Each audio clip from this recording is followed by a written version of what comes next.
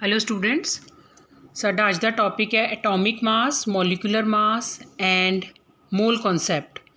सो मोल concept नूं समझण तो पहलां असीं दो तीन टर्म्स करनी बेटा। सब तो पहलां एटॉमिक मास। किसी भी एटम का जदों आपां मास लैंदे है उन्होंने आपां डिफाइन करते हैं। Atomic mass of an element is the average relative mass of its atom as compared with an atom of carbon taken as 12। Simply असी जिहड़ा रेफरेंस लैंदे है वो कार्बन 12 आइसोटोप नूं आइडियल मन के लैंदे है। फॉर एग्जाम्पल बेटा जिदा साडा हाइड्रोजन है, इहदा atomic number 1, atomic mass 1, helium का एटॉमिक मास 4, कार्बन का 12, नाइट्रोजन का 14, ऑक्सीजन का 16, फ्लोरीन का 18, सोडियम 23, सो ऑन। सो असी जिदा इस चार्ट 'च देख रहे हैं जिहड़ा एटॉमिक मास है वो ऑलमोस्ट डबल है atomic number they. Almost here I am word using, not fixed. So almost double हुंदा है। कल्ला हाइड्रोजन एक एक्सैप्शन है जिदा एटॉमिक नंबर भी 1 है एंड मास नंबर भी 1 है।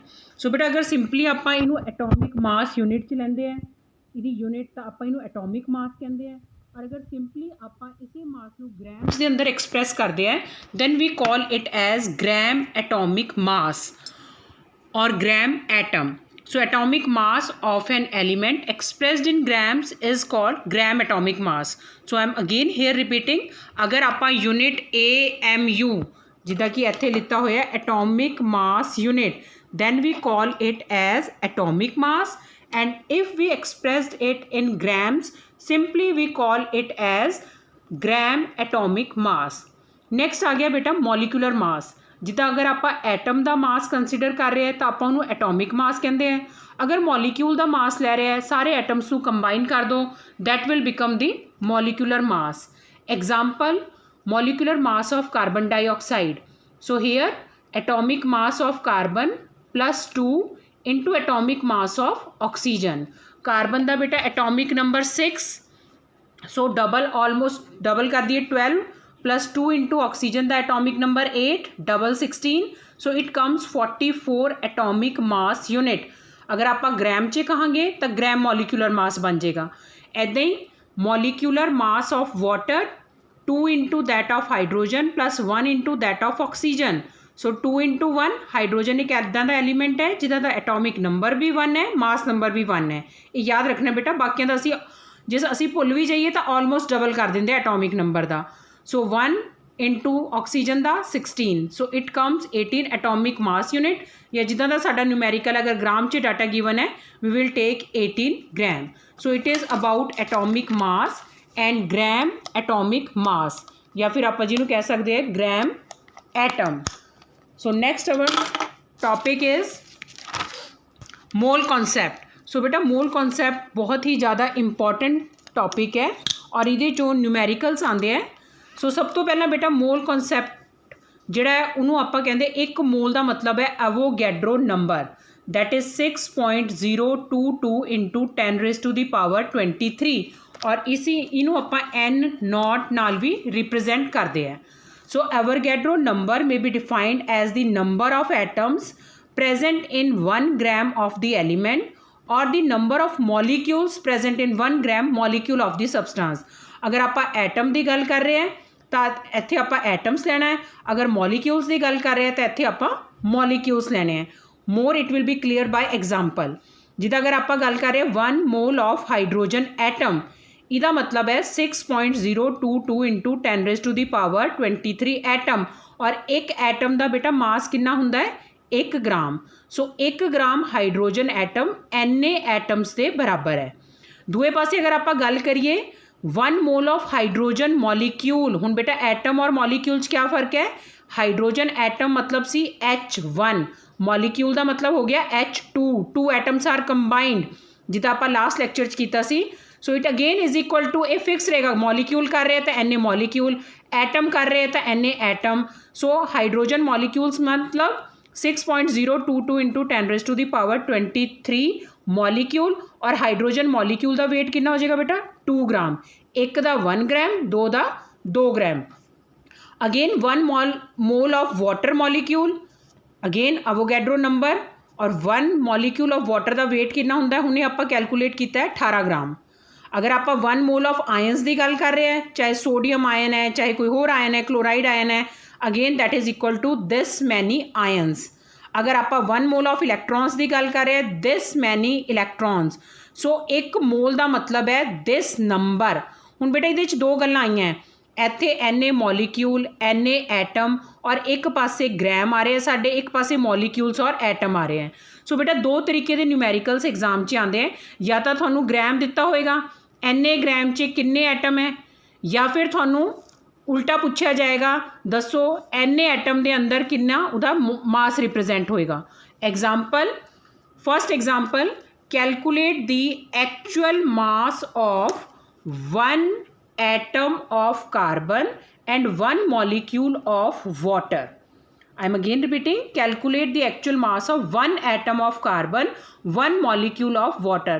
So बेटा असी जिहड़ियां इक्वेशनस पिछे कीतियां इन्हां चों इक्वेशन चकनी है और जस्ट वी कैन कैलकुलेट। सो सब तो पहला बेटा एटॉमिक मास ऑफ कार्बन कितना हुंदा है, 12 एटॉमिक मास यूनिट। अगर आप ग्राम च ले लीए 1 एटम का मतलब कितना है, 12 ग्राम। 1 एटम सॉरी 1 मोल, 1 कार्बन लिखने का मतलब है असी 1 मोल की गल कर रहे हैं। सो इसका मतलब 1 मोल का मतलब क्या होंदा है, 6.022 into 10⁻⁻23 atoms of carbon. 1 mole का मतलब है एने कार्बन, जिदा आप पिछे किया है, एने कार्बन एटम्स का वेट है 12 ग्राम। तो बेटा एक एटम का कितना होएगा, 12/अवोगैड्रो नंबर। सो वो आंसर साडा आ गया ग्राम च। आई एम अगेन रिपीटिंग, ਇੱਥੇ ਸਾਡੇ ਤੇ ਪੁੱਛਿਆ atomic mass of 1 atom of carbon. ਜਿਹੜਾ ਆਪਾਂ 1 ਕਾਰਬਨ ਇੱਦਾਂ ਲਿਖਦੇ ਆ ਸਿੰਪਲੀ 1 ਕਾਰਬਨ, ਇਹਦਾ ਮਤਲਬ ਹੈ 1 ਮੋਲ ਆਫ ਕਾਰਬਨ। ਉਹਦਾ weight 1 ਮੋਲ ਦਾ ਹੁੰਦਾ ਹੈ 12 ਗ੍ਰਾਮ, ਔਰ 1 ਮੋਲ ਦੇ ਅੰਦਰ ਕਿੰਨੇ ਐਟਮਸ ਹੈ, 6.022 इंटू 10⁻23 एटम्स ऑफ कार्बन। ਉਹਦਾ weight है 12 ग्राम। एक एटम का असी 12/एवोगैड्रो नंबर करके कैलकुलेट कर सकते हैं। सेम इत्थे एटम की बजाय अगर मॉलीक्यूल आ गया तो मॉलीक्यूलर मास किहदा क्या है बेटा, सानू कैलकुलेट करनू 1 मॉलीक्यूल ऑफ वाटर। सो बेटा मॉलीक्यूलर मास ऑफ वाटर का मतलब है 18 ग्राम। अगर आप 1 H2O लिख रहे हैं, इसका मतलब 6.022 इंटू 10⁻23 मॉलीक्यूल्स का वेट है 18 gram.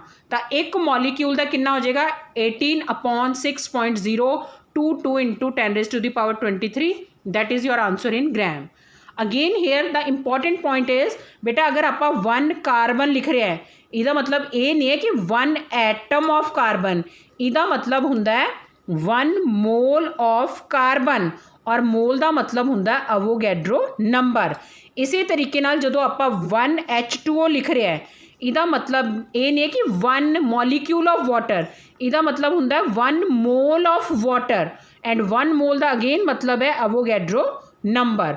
So 6.022 into 10⁻23 again this is known as Avogadro number. और ये क्या रिप्रजेंट करता है, इसका 1 मोल अगर आप वाटर मॉलीक्यूल्स का ले रहे हैं तो एने मॉलीक्यूल्स, अगर आप हाइड्रोजन एटम की गल कर रहे हैं एने हाइड्रोजन एटम्स अवोगैड्रो नंबर के बराबर।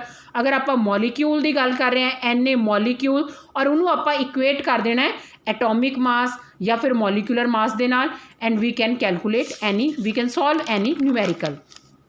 Again second numerical, calculate the number of atoms and gram atoms in 2.3 gram of sodium.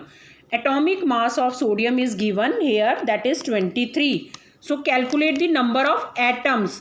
पहले सानू बेटा क्या कैलकुलेट करने नू किया सी लास्ट न्यूमेरिकल चे, क्या करने नू करके actual mass of 1 atom. So इत्थे बेटा आप क्या करना है, सेम है, जस्ट इक्वेशन उल्टा करके लिखना है। 23 ग्राम्स का मतलब है 6.022 इंटू 10⁻23 एटम्स। जे बेटा इधर लिखांगे N atoms equal to N gram. हुण बेटा आप कढ़ने एटम्स है, इस करके इक्वेशन उल्ट लिखता। 23 ग्राम इजिकल टू एन एटम्स। 1 ग्राम का मतलब अवोगैड्रो नंबर अपॉन 23 एटम्स। जिन्ने च साडे ते पुछे उहदे नाल मल्टीप्लाई कर दो, answer will be this much. So calculate the number of atoms and gram atom. So इत्थे बेटा ग्राम लिखा है, here it will be the number of atoms. Next 23 grams of sodium का मतलब है 1 ग्राम एटम। तो बेटा 2.3 ग्राम च किन्ने एटम होंगे, सिंपली किन्ने होणगे बेटा 1/23 into 2.3 that is 0.1 gram atom. So अगर सानू नंबर ऑफ एटम्स कैलकुलेट करने बेटा तो असी एटम्स नू राइट हैंड साइड लिखना है। अगर साडे ते ग्राम च आंसर पूछा गया है तो असी ग्राम वाले नू इक्वेशन दे ग्राम वाले पार्ट नू राइट हैंड साइड लिखना है। Other we can calculate like this. So बेटा there are some numericals, 2 numericals I am giving to you, try it yourself. First is calculate the number of atoms in 2 moles of chlorine molecules. Second part 0.5 mole of phosphorus molecule. Just hint इहदी यही है, इहदे अंदर ए याद रखना है Cl2 और इहदे अंदर P4 लग्या होया है, that is your hint. Second, how many atoms are there in 16 grams of oxygen. Both the numericals are simple, so try and we will match the answer in our next lecture. I think this is quite interesting बेटा। I am again repeating, इहदे चो numerical नहीं आते हैं, ग्राम atomic मास, molecular mass calculate करना आ गया।